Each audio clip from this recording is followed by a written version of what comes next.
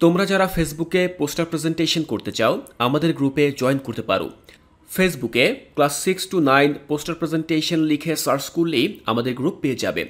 আমাদের এই গ্রুপে জয়েন হয়ে তোমার ক্লাসের সকল বিষয়ের পোস্টার অন্য সবার সাথে শেয়ার করতে পারবে। আসসালামু আলাইকুম।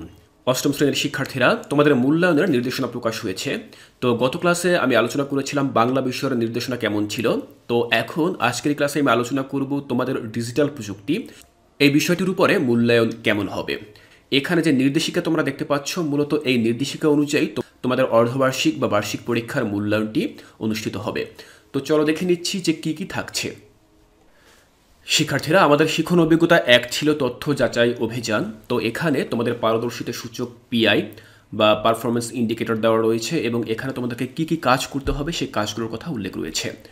দেখো, এখানে কাজগুলো হচ্ছে তথ্য কিভাবে নিরপেক্ষতা হারাতে পারে তা নির্ধারণ করতে পারছে। আর এটি করার জন্য তোমাদেরকে কি করতে হবে, সেশন 1 থেকে ছক 1.1-এর 3টি পরিস্থিতির 2টিতে খালি ঘরে তথ্য নিরপেক্ষতা বিশ্লেষণ লেখা। পরবর্তী কাজটি হচ্ছে তথ্যের উৎস কিভাবে নিরপেক্ষতা হারাতে পারে তা বিশ্লেষণ করতে পারছে। তো এটি করতে পারার জন্য তোমাদেরকে কী করতে হবে, সেশন 2-এর ছক 1.3 সম্ভাব্য ভুল উৎস বা সঠিক উৎস লেখা। এরপরে প্রযুক্তি ব্যবহার করে বস্তুনিষ্ঠ তথ্য নির্বাচন করতে পারছে। এক্ষেত্রে তোমাদেরকে সেশন 3 এরপরে সেশন 6 এবং 7 নম্বরে যে কাজগুলো রয়েছে এই কাজগুলো করতে হবে। এরপরে দেখো, বলা হয়েছে প্রযুক্তি ব্যবহার করে বস্তুনিষ্ঠ তথ্য সংগ্রহ করতে পারছে। এর জন্য তোমাদেরকে 6 এবং 7 নম্বর সেশনে কাজ করতে হবে। প্রযুক্তি ব্যবহার করে বস্তুনিষ্ঠ তথ্য ব্যবহার করতে পারছে, প্রযুক্তি ব্যবহার করে বস্তুনিষ্ঠ তথ্য সংরক্ষণ করতে পারছে এবং কন্টেন্ট উপস্থাপনে প্রেক্ষাপটে ভিন্নতা অনুযায়ী ভিন্ন ভিন্ন মাধ্যম বিবেচনা করতে পারছে। তো এর জন্য এই সকল কাজগুলো করার জন্য তোমাদের যে সকল সেশনগুলো সম্পন্ন করতে হবে সেই সেশনগুলোর নাম এখানে লেখা রয়েছে। যেমন দেখো, সেশন 4-এ তোমাদেরকে স্প্রেডশিটের কাজ করতে হবে। তো এই সকল কাজগুলো কিন্তু প্রথম অধ্যায় থেকে আমি তোমাদেরকে দেখে দিয়েছিলাম যে কিভাবে কোন কাজগুলো তোমরা সম্পন্ন করবে। তোমরা যদি এখনও সেই কাজগুলো না দেখে থাকো, তোমরা অবশ্যই সেই কাজগুলো খুব ভালোভাবে দেখে নেবে, কারণ এই সকল কাজের উপর ভিত্তি করেই কিন্তু তোমাদের ষান্মাসিক এবং বার্ষিক মূল্যায়ন অনুষ্ঠিত হবে। এরপর আমরা যদি দ্বিতীয় অভিজ্ঞতায় যাই, অর্থাৎ শিক্ষণ অভিজ্ঞতা 2, যেটির নাম হচ্ছে ডিজিটাল প্ল্যাটফর্মে ব্যক্তিগত তথ্যের নিরাপত্তাজনিত ঝুঁকি। তো এখানে পারদর্শিতা সূচকে তোমরা দেখতে পাচ্ছ লেখা রয়েছে ডিজিটাল প্ল্যাটফর্মে ব্যক্তিগত তথ্যের নিরাপত্তাজনিত ঝুঁকিসমূহ নির্ধারণ করতে পারছে।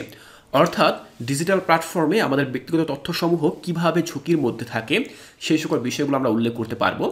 ডিজিটাল প্ল্যাটফর্মে ব্যক্তিগত তথ্যের নিরাপত্তা কৌশল ব্যবহার করতে পারছে। অর্থাৎ আমরা ডিজিটাল প্ল্যাটফর্মে, সেটি হতে পারে সোশ্যাল মিডিয়া অথবা অন্য যে কোনো কিছু, আমরা আমাদের নিরাপত্তা কৌশল ব্যবহার করতে পারছি কিনা সেটি আমরা করব। দেখো, এখানে একটি বৃত্তে ফিশিং থেকে বাঁচার উপায় নির্ধারণ করা রয়েছে। তো এই যে কথাটি বলা হয়েছে এটি কিন্তু আমরা আমাদের মূল বইতে দেখেছিলাম এবং পূরণও করেছিলাম। আমি আশা করছি তোমরা সেই ক্লাসটি অবশ্যই দেখে নেবে।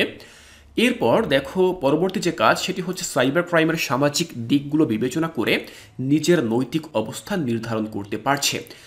দেখো শিক্ষার্থীরা, আমরা কিন্তু সেশন 6-এ একটি নাটক দেখেছিলাম যেটি হচ্ছে নিরাপদ ডিজিটাল জীবনযাপন। সেই যে নাটকটি আমি কিন্তু তোমাদেরকে স্ক্রিপ্ট সহ বুঝিয়ে দিয়েছিলাম।